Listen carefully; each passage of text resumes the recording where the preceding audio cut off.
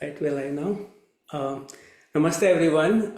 Really excited to have all of you on this special session. As you know, we meet every Sunday for our Sunday class, but today we have a special class. Okay, आज हमारे बीच में हिंदी के बहुत ही बड़े scholar professor तोमियो Mizo खामी जी हैं, जिनसे हमको उनसे सुनने को मिलेगा अगले 45 मिनट से 1 घंटे के बीच में। जैसा कि आपको पता है, एज यू ऑल नो, कि हम लोग हिंदी यूनिवर्सिटी में हर संडे हिंदी क्लास के लिए मिलते हैं, और न केवल क्लास के लिए, हम लोग काफ़ी सारे प्रैक्टिस सेशंस के लिए भी मिलते हैं। और समय समय पे we invite a lot of scholars. हम काफ़ी सारे बड़े बड़े हिंदी के जो स्कॉलर्स हैं उनको भी बुलाते हैं। और जब मुझे तोमियो मिज़ो खामी जी के बारे में पता चला तो मुझे उनसे मिलने के लिए बहुत ही उत्सुकता थी। बहुत I was really really eager. मुझे बहुत था कि मैं उनसे मिलूं, उनसे उनसे बातचीत करूं, उनके बारे में और जानूं। ओके। ये एक संयोग की बात है कि मैं अभी जब भारत गया था तो आते वक्त मेरा जो ट्रैवल था वो जापान से था, टोक्यो से। और फॉर्चुनेटली भाग्यवश मेरे पास तोमियो मिज़ो खामी जी का फ़ोन नंबर था, तो मैंने उन्हें कॉल किया। उन्होंने बहुत ही ग्रेशियसली मेरा फ़ोन उठाया और ऐसे बात की जैसे दो दोस्त आपस में बात करते हैं। उसमें कोई गुरु स्टूडेंट का कुछ भी लगा नहीं मुझे। उन्होंने बहुत सरलता से बात की। उनका अभी जो स्केड्यूल है बहुत ही व्यस्त है, वो बहुत बिजी हैं। अभी भी इस एज में भी वो काफ़ी सारे चीज़ों में इन्वॉल्व हैं। फिर भी मैंने उनसे रिक्वेस्ट किया कि सर, अगर आप अपने समय में से, आपके जो स्केड्यूल है आपका, उसमें से आप थोड़ा समय निकाल के अगर हिंदी यूनिवर्सिटी के स्टूडेंट्स के बीच में आएँ, बातचीत करें, तो वो उनके लिए जो ग्लोबली जो हिंदी लर्नर्स हैं उनके लिए एक बहुत बड़ी एक अपॉर्चुनिटी रहेगी, उनके लिए एक एक इंस्पिरेशनल टॉक रहेगी। तो आई एम रियली थैंकफुल कि उन्होंने ये हमारा इनविटेशन एक्सेप्ट किया। मैं सबको थोड़ा बहुत, हालांकि उनके नाम से ही उनके बारे में सब जने जानते हैं, बट फिर भी उनके सम्मान में थोड़ा बहुत मैं उनका इंट्रोडक्शन देना चाहता हूँ। प्रोफेसर तोमियो मिज़ो कामी जी, जो कि कोबे शहर में जापान में 1941 में पैदा हुए, तो उनका जब जन्म हुआ उस टाइम पे उसके तुरंत थोड़े सालों में ही एज जैसे कि आपको सबको पता है, सेकेंड वर्ल्ड वॉर शुरू हो गया था। तो बहुत ही चैलेंजिंग सिचुएशंस उन्होंने बचपन से ही फेस की थी। बट उसके बावजूद भी उनका जो कॉन्ट्रीब्यूशंस हैं हिंदी लैंग्वेज के टूवर्ड्स, इट्स लाइक इमेंस। काफ़ी उन्होंने बड़ा अचीवमेंट्स किए हैं। उनके पास उन्होंने अपनी पीएचडी मॉडर्न इंडियन लैंग्वेजेस में दिल्ली यूनिवर्सिटी से ली 1983 में।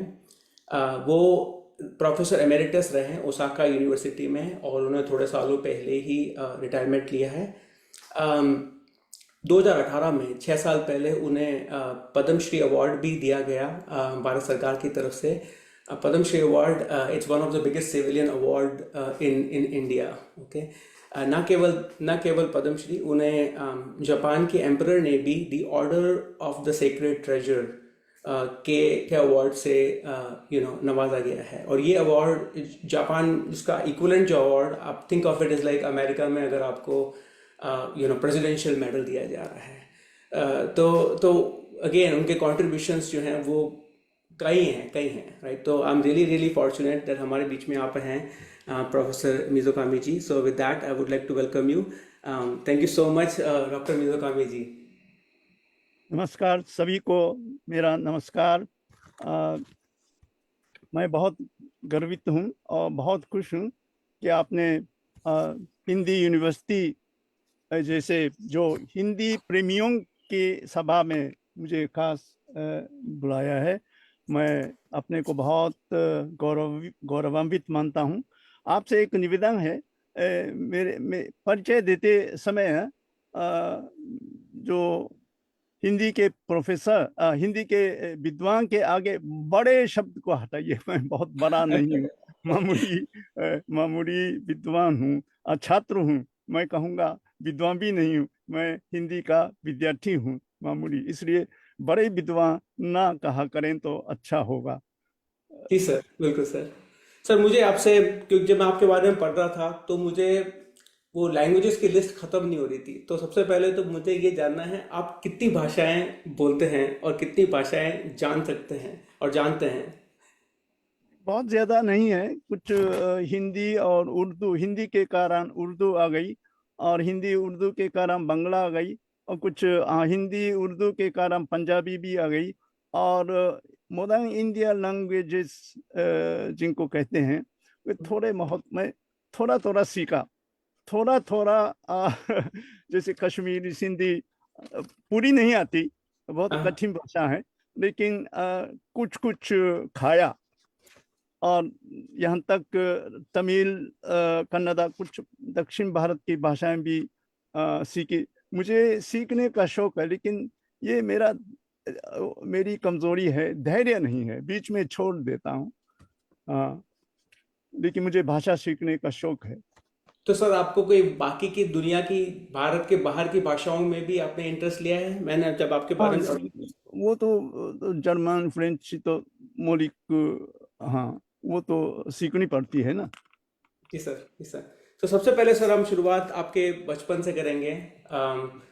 मैंने आपके बारे में बहुत कुछ जाना आपके बारे में जब मैं थोड़ा बहुत रिसर्च कर रहा था, बट मेरी इच्छा है कि आप थोड़ा ब्रीफली अगर आप आपके बचपन के बारे में बताएं कि आपने आपका हिंदी के प्रति जो इंटरेस्ट डेवलप हुआ एज अ टीनेजर, तो वो उसके मेन मोटिवेशन, हर एक का अलग अलग मोटिवेशन होता है। जब हमारे स्टूडेंट्स हैं हिंदी यूनिवर्सिटी में, कुछ जो हम्म, है वो भारत में काम करना चाहते हैं, कुछ के जो है मतलब स्पाउस या फिर बॉयफ्रेंड या गर्लफ्रेंड वो भारत से हैं, कुछ जो है वो रिसर्च करना चाहते हैं, कुछ जो है वो जस्ट जेन्युइनली क्यूरियस है लैंग्वेज के लिए, कुछ प्रोफेसर्स है यूनिवर्सिटीज़ में। तो तरह तरह के इंटरेस्ट हैं आपका हिंदी के प्रति। जब आप बहुत छोटे थे 1940s में, तो भारतीय पॉपुलेशन भी बहुत ज़्यादा नहीं थी जापान में, तो आप और ज़्यादा सिनेमा भी इतना आगे नहीं था। तो इतने पुराने टाइम में आपका इंटरेस्ट कैसे डेवलप हुआ हिंदी में सर? ये मैं अपने बचपन की बात करूं तो वो युद्ध के की बात करनी पड़ेगी ना। जब मेरा जन्म हुआ था, तो वो द्वितीय विश्व युद्ध भड़क उठा था। अ, मतलब उसके आगे, पालाहाबाद के घटना के आगे मैं पैदा हो चुका था। हम्म, अ, मैं अ, अमीर डेंटिस्ट, माने दांत के डॉक्टर के पुत्र के रूप में कोबे शहर में पैदा हुआ। हम्म, अमीर था, लेकिन युद्ध ने बहुत गड़बड़ कर दिया।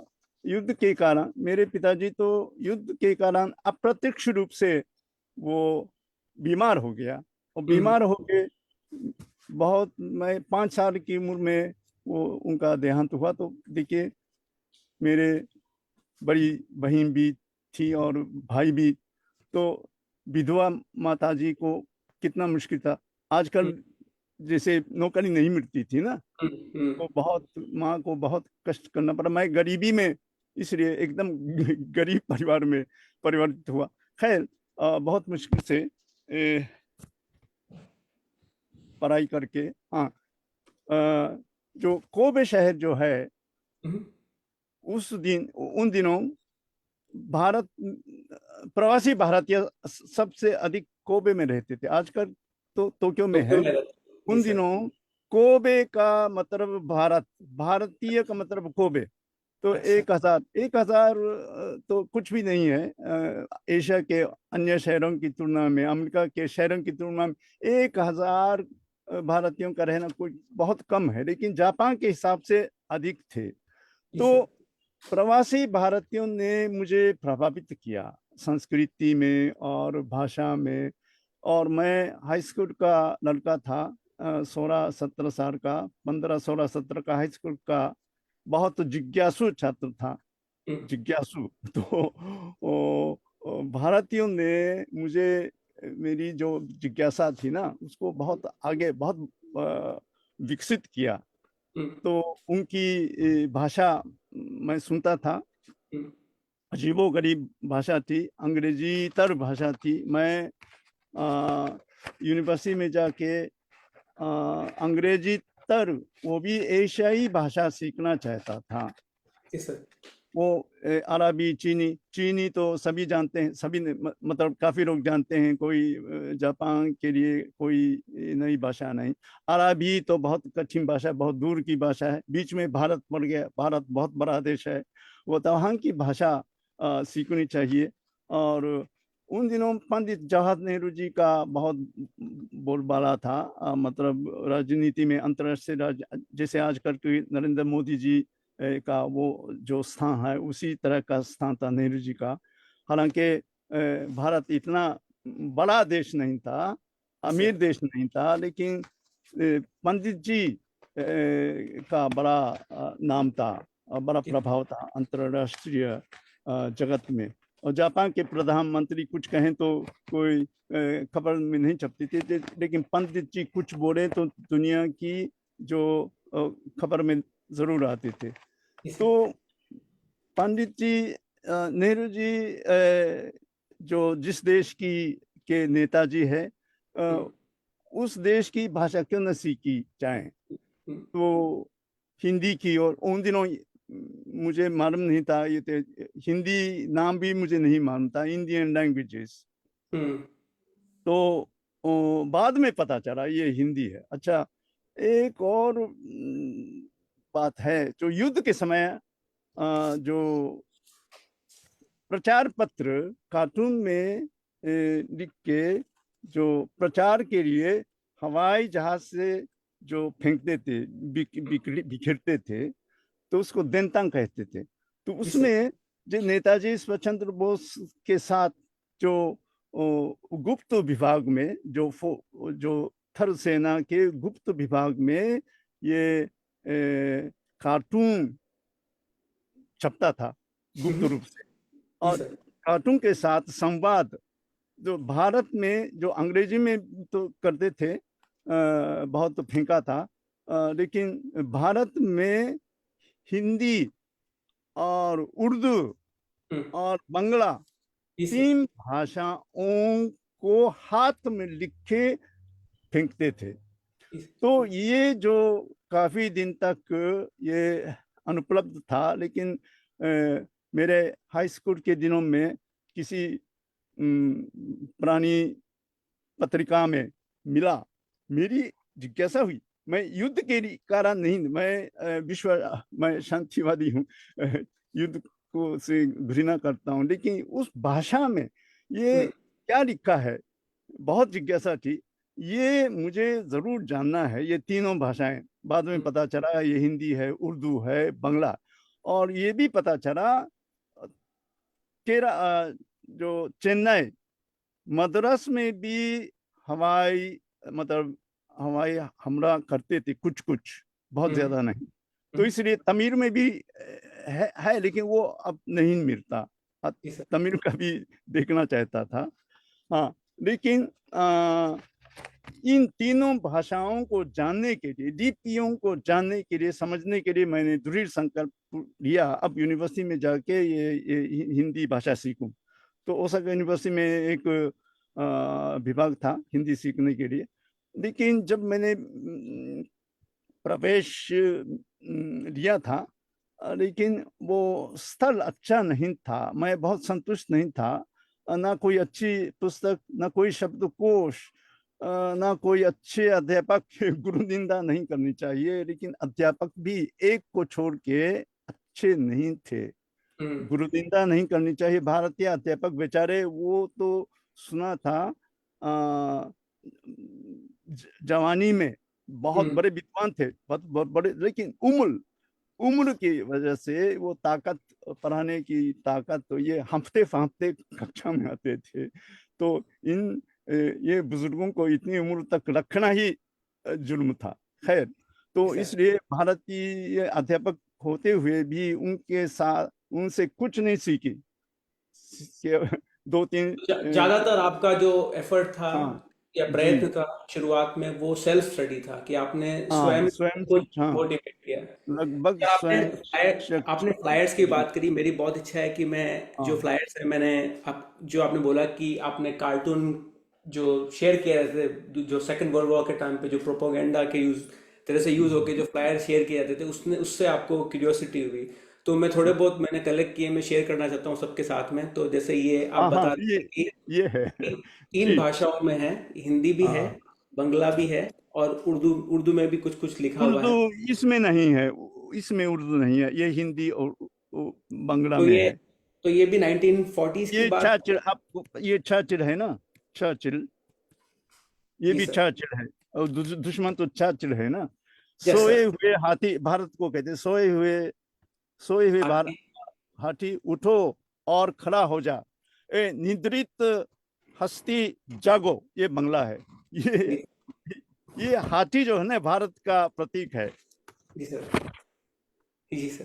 तो इस तरह बहुत। के कोई, हाँ हाँ, ये उर्दू है ये। हाँ जी तो जी। ये फ्लायर है, इसमें हाँ उर्दू है, हाँ हिंदी भी हाँ। है और जी बंगला जी, भी है। हिंदी उर्दू। अच्छा, ये कमाल है ना, ये इतनी छोटा सा, ये इससे भी छोटा कागज है।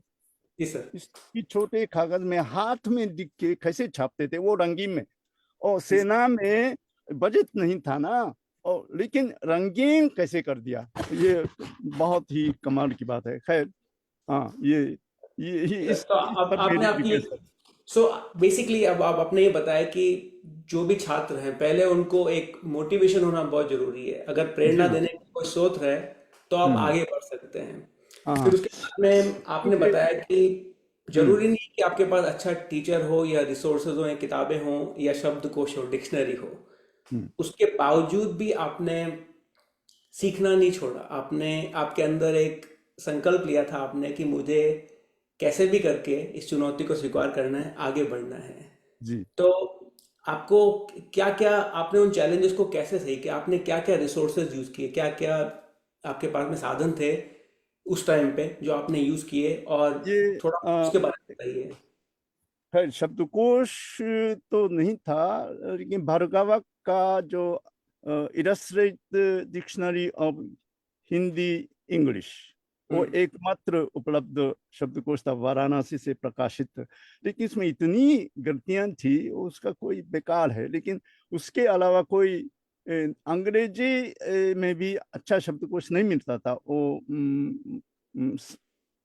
50 की बात, 50 और 60 के दशक की बात है। जी सर। तो बहुत बहुत मुश्किल का सामना करना पड़ा। और पाठ्य पुस्तक भी, जैसे आपको दिखा रहा हूँ, ये जी सर। आ, हिंदी ग्रामर आंदोलन, ये बॉम्बे से प्रकाशित, ऐसी किताबों से मैं खुद पढ़ता था।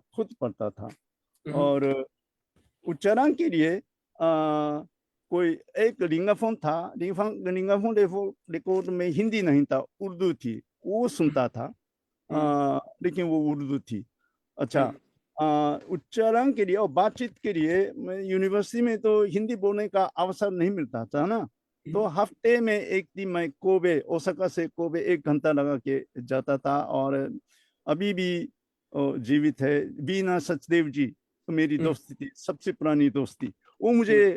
मुझे नहीं, 3 हम विद्यार्थी, इच्छुक विद्यार्थी उनके हम्म। यहाँ हिंदी सीखने आते थे, जो हम्म। ट्यूशन ट्यूशन कह सकते थे। ठीक है। तो हाँ।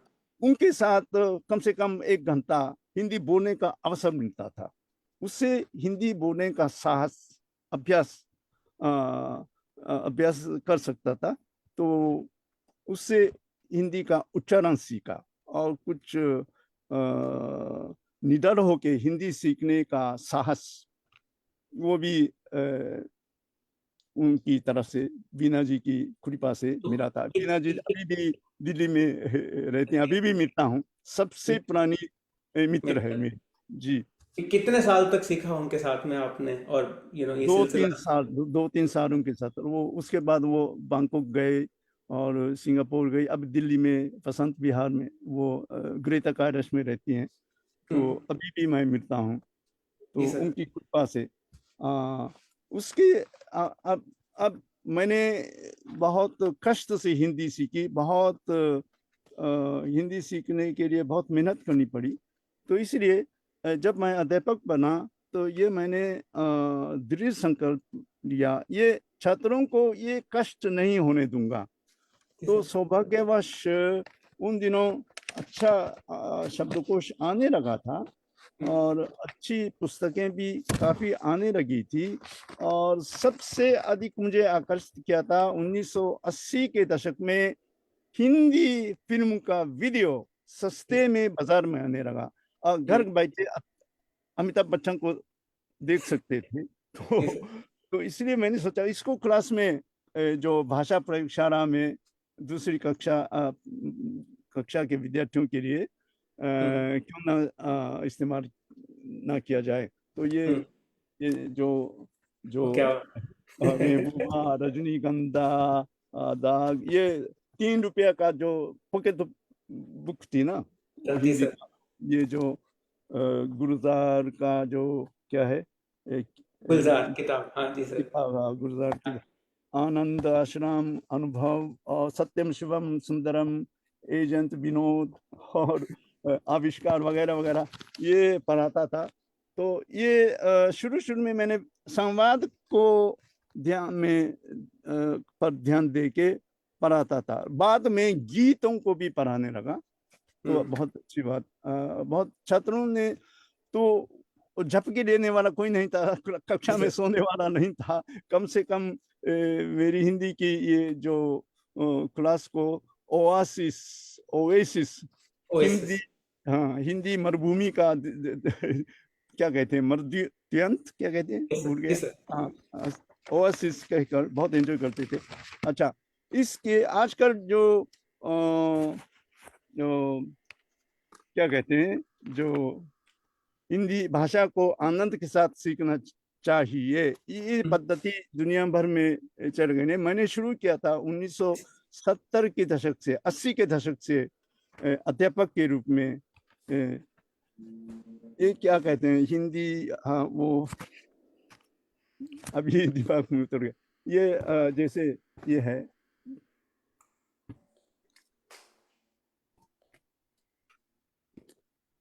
हाँ, ये मैंने संपादन किया था।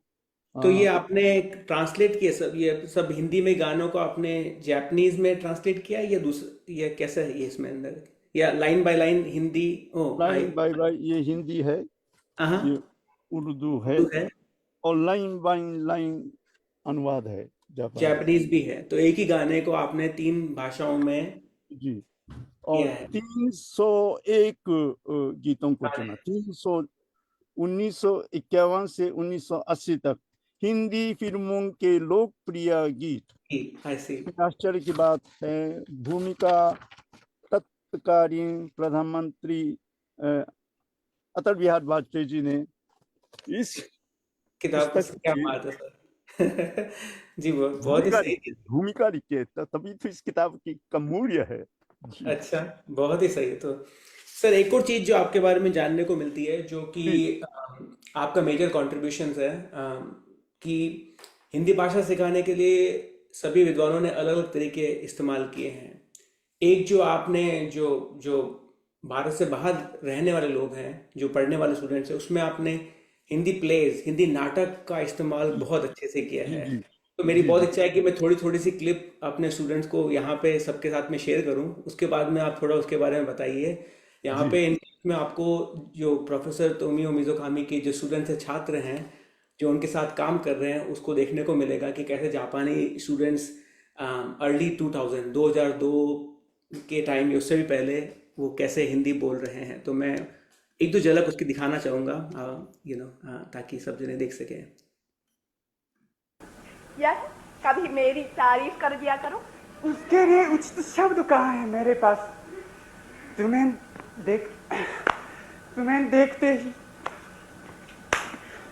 देखते ही मेरी जबान को ताला लग जाता है। पता नहीं मैंने कैसे इतना ये बड़ा वाक्य बोल दिया। भीतर मैं सच कहता हूँ, जो कुछ मैंने मुंह से निकाला है वो अपने आप मुंह से नहीं निकला है। मैं कई दिनों से दिल और दिमाग की हालत को ज़बान पर लाने की कोशिश कर रहा हूँ, और जो कुछ मैंने अभी अभी बोला है वो मेरा बहुत कोशिश करके रहता हुआ वाक्य है। तुम कितने सच्चे हो मनोहर। अपनी तारीफ सुनकर कैसी सुर्खी सी दौड़ गई तुम्हारे गालों पर। तुम मेरे बच्चे हो। मुझे अफसोस है कि मुझे एक मौके पर कोई अच्छा सा जवाब नहीं सूझता। एक और जो क्लिप मेरे शेयर करने की बहुत इच्छा है, जिसमें प्रोफेसर मिज़ोकामी होस्ट कर रहे हैं, वो संस्कृत में उद्बोधन दे रहे हैं, वो स्टार्टिंग में, एंड देन बाद में ये भी मुझे नाटक बहुत पसंद आया, तो मैं इसके लगभग अत्र भवता सुकुना महोदयेन अद्यत्र क्योतो नगरे विश्व संस्कृत सम्मेलनाय समवेताः नाम देशागतः विदुषीमणयो विद्वद्रत्नानि च विराजन्ते। एतेषां संस्कृतरसिकानां मनोरञ्जनार्थं नाटकम् एकं प्रयोक्तव्यम् इति। कोई बात नहीं, अब तुम्हारे पास अच्छा खासा पैसा हो गया। अब मैं तुम्हारे साथ इस छोटी सी झोपड़ी में शांति और खुशी से जीना चाहती हूँ। तो दूसरे लोगों जैसे नहीं हो। अब खुले खेतों के बीच चुपचाप केवल दोनों की दुनिया बनाकर खेत जोतते, बच्चों के साथ खेलते। मेरी बहुत इच्छा थी कि मैं आप सबके साथ ये साझा करूं। सर, थोड़ा बहुत बताइए इन प्लेस के बारे में। आपको ये आइडिया ये कैसे सूझा कि ये मैं नाटक को हिंदी पढ़ाने के लिए यूज़ कर सकता हूं और लोगों को प्रेरित कर सकता हूं? हाँ, ये उसके पहले एक बहुत ज़रूरी सूचना भी देना चाहता हूँ। ये 80 के दशक में ये रामानंद सागर कृत रामायण का खूब बहुत देश भर में बहुत चला। उसका मैंने तुरंत कक्षा में इस्तेमाल किया। जी सर। ये भी नाटक है ना, ये भी नाटक है। तो इसी का भी आनंद लिया छात्रों ने। ये इसको मैंने 14 साल तक पढ़ाया, मतलब वनवास की अवधि है। ओह। हाँ, 14 साल तक ये पढ़ाया। मुझे बहुत पढ़ाते पढ़ाते इतना आनंद आया, बहुत ज्ञान हासिल हुआ, छात्रों से अधिक मुझे सीखने को मिला। अच्छा, ये भी नाटक था, लेकिन ये जो भाषा है ना, ये बहुत कृष्ण हिंदी है, ये बोलचाल की भाषा नहीं है। पिताश्री दिल्ली के बाजार में पिताश्री कहेंगे तो लोग हंसेंगे ना। तो ये सीखने के लिए अच्छी भाषा, सीखने के लिए बहुत अच्छी सामग्री है, लेकिन बोलचाल के लिए ठीक नहीं है। तो बोलचाल के लिए भी मैंने ये बोलचाल के भी, लेकिन वैसे नाटक जो दुनिया विश्व भर के काफी विद्वानों का ये मत है कि भाषा शिक्षण का सबसे उपयोगी माध्यम है नाटक। ये कई शिक्षाविद ने कहा, इसलिए मैंने उसका अनुसरण किया और आजमाया। तो छात्रों को बहुत अच्छा लगा, बहुत ही। तो व्याकरण की का वाक्य भूल जाते हैं ना, लेकिन ये जो संवाद, नाटक का संवाद नहीं भूलते, अभी भी वो बोल सकते हैं। तो ये मैंने शुरू किया था 1997 से, और हर साल 10 साल हर साल। और वो जो नाटक की प्रस्तुति तो विश्वविद्यालय के सांस्कृतिक उत्सव में हर एक डिपार्टमेंट करता था, अभी भी करते हैं। जो 25 भाषाएं सिखाई जाती हैं हमारे ओसाका यूनिवर्सिटी में, 25 भाषाओं में करते हैं नाटक। लेकिन वो अपनी यूनिवर्सिटी में सीमित है ना। मैंने ये दुस्साहस किया छात्रों को भारत के साथ और यूके और नेपाल और हिंदी भाषी देशों में, 6 देशों में 10 साल तक हर साल, और रिटायर होने तक हर साल छात्रों के साथ ले जाता था, और वहाँ से जो हिंदी भाषियों के सामने प्रस्तुत करता था। तो बहुत अच्छी प्रतिक्रियाएं मिली, और छात्रों उससे बहुत उत्साहित होके बहुत अच्छी हिंदी सीखी थी। तो ये इसका जो इस साल मेरी ये पुस्तक प्रकाशित हुई थी, तो इसमें विस्तार से दिया है क्या शैक्षिक उपयोगिता क्या है, इसमें बहुत विस्तार से लिखा हुआ है। अभी ये इसी साल फरवरी में प्रकाशित हुआ था जी। इसमें विस्तार से सर, आपने एक बहुत ही अच्छा पॉइंट बिंदु चूज किया है कि जो मेरे अक्सर हिंदी यूनिवर्सिटी में भी डिस्कस होता है कि अब स्टूडेंट्स का अक्सर यह रहता है कि शुद्ध हिंदी बोली जाए या मिश्रित हिंदी बोली जाए। जैसे मैं आज जापानी बोलना शुरू करूं तो शायद मेरे लिए एकदम तुरंत पहले हफ्ते में मुझे सारे वोकैबुलरी वर्ड नहीं आएंगे, सारे शब्द नहीं पता होंगे, तो वो एक स्वाभाविक सी बात है कि मेरी भाषा में दूसरी भाषाओं के शब्दों का सिलेक्शन रहेगा। वो सेम चीज़, क्योंकि हिंदी यूनिवर्सिटी के और जो भारत के बाहर सीखने वाले जो स्टूडेंट्स हैं उनकी जो मातृभाषा है वो शायद हिंदी ना हो, तो उनके लिए एक डायरेक्ट, जैसा आपने जितना चैलेंज लिया उस जमाने में, आपने जापानी से सीधे हिंदी को हिंदी से ही सीखा, आपने हिंदी को जापानी के थ्रू नहीं सीखा, राइट। लेकिन अब जो है अब अक्सर भाषा सीखते वक्त आप दूसरे भाषा के शब्दों का भी प्रयोग करते हैं। आपका इसमें क्या मत है? आप इसे कैसे देखते हैं? क्या छात्रों को सीखते समय शुद्ध हिंदी बोलना चाहिए या मिश्रित हिंदी शुरुआत में चलेगी? ये शुद्ध हिंदी बोलचाल का नहीं है, इसलिए शुद्ध रूप से ये शुद्ध हिंदी को आप किताबी हिंदी भी कह सकते हैं, पुस्तकीय हिंदी भी कह सकते हैं।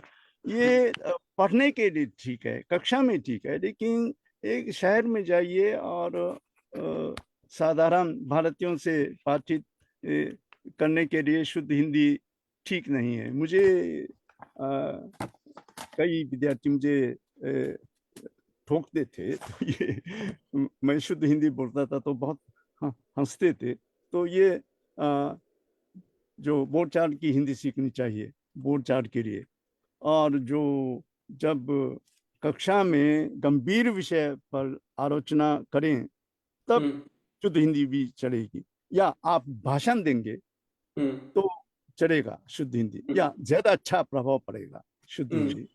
लेकिन बातचीत करने के लिए शुद्ध हिंदी ठीक नहीं है। ये हिंदी में व्याकरण का कोई अंतर नहीं, लेकिन बांग्ला में साधु भाषा और चरित्र भाषा में स्पष्ट व्याकरणिक अंतर है बोलचाल की भाषा। और अरबी में बोलचाल की भाषा और जो साधु भाषा और चरित्र भाषा में बहुत अंतर है ना।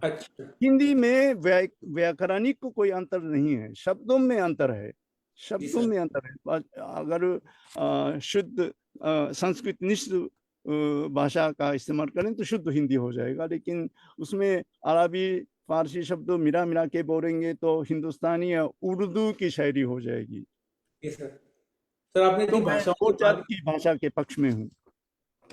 आपने इतनी भाषाओं की बात करी, डिफिकल्टी लेवल की बात की जाए, हिंदी सीखना कितना मुश्किल है बाकी भाषाओं के बजाय? अगर अपन बाकी भाषाओं की से तुलना की जाए, फ्रेंच हो गई है, चाइनीज हो गई है, मैंडरिन बेसिकली, और या फिर और भी कोई दूसरी भाषाएं हो गई है, क्या हिंदी सीखना आसान है बाकी भाषाओं की तुलना में? मैं समझता हूँ कुछ उच्चारणों को छोड़ के हिंदी आम जापानियों के लिए मुझे मिला के बहुत कठिन नहीं है। अंग्रेजी की तुलना में बहुत आसान है, मैं कह सकता हूँ, क्योंकि ये वाक्य रचना लगभग एक ही है।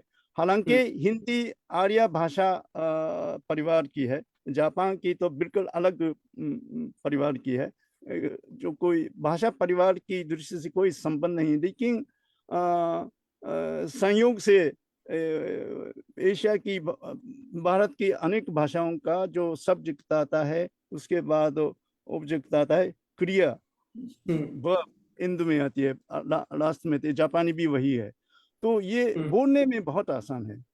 तो हिंदी का व्याकरण बहुत नियमित है, अंग्रेजी जैसे जो इतना मतलब व्यतिक्रम बहर कहूँगा, और इतना जो व्यतिक्रम कम है ना, तो इसलिए हिंदी का व्याकरण भी अपेक्षाकृत आसान है, सहज है।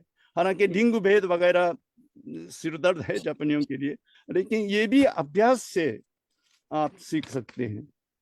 तो कुल मिलाकर भारतीय भाषाओं में हिंदी सहज कह सकते हैं। संस्कृत बहुत कठिन है, कश्मीरी बहुत कठिन है, ये भाषा पर सर जैसे आपने अभी लिंग की बात करी, जेंडर की बात करी, बट हिंदी में तो हर एक कोई भी ऑब्जेक्ट लिया जाए उसका एक, जैसे आदमी या पुरुष या और उसकी बात की जाए तो ठीक है, गाय की बात की जाए या बकरी की या शेर की बात की जाए तो वो तो आसान है।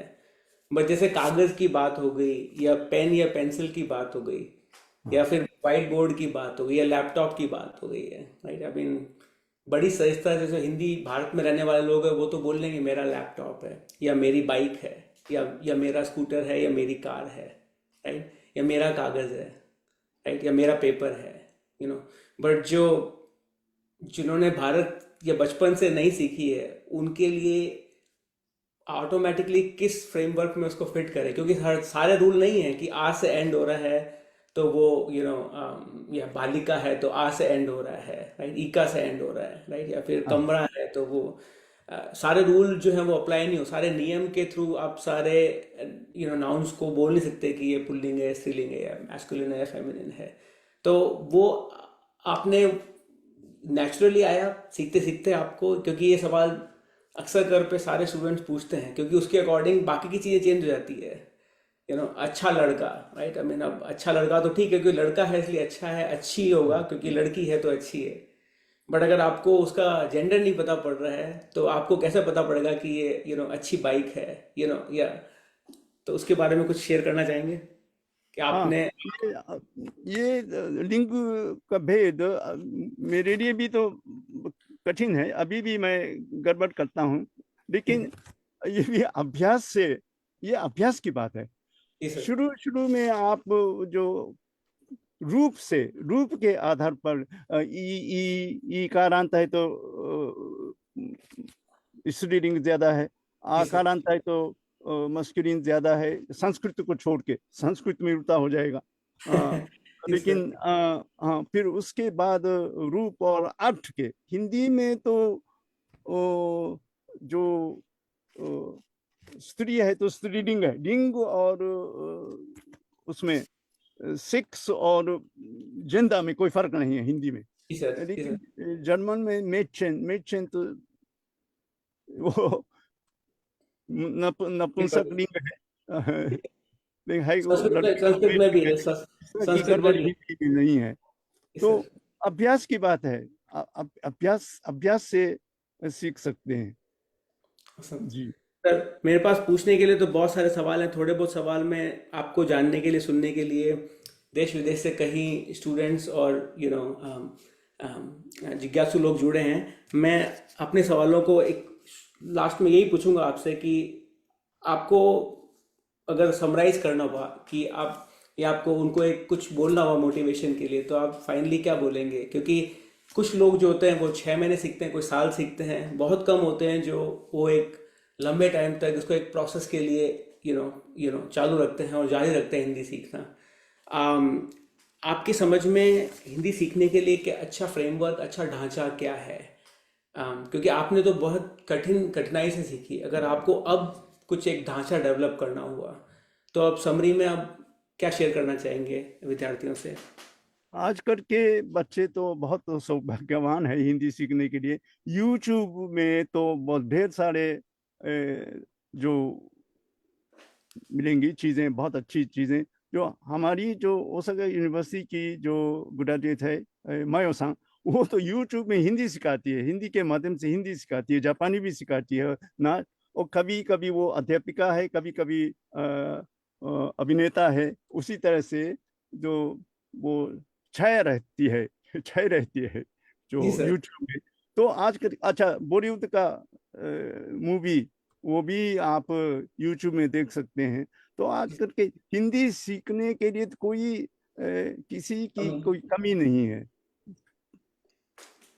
बस हिम्मत की बात है, साहस की बात है, इच्छा की बात है। अगर इच्छा हो तो आप हिंदी बहुत आसानी से सीख सकते हैं। साधन बहुत ज्यादा है, शब्दकोश भी बहुत अच्छे हमारे यहाँ। ये देखिए ना, इतनी अच्छे शब्दकोश मेरे गुरुजी ने संपादित किया है।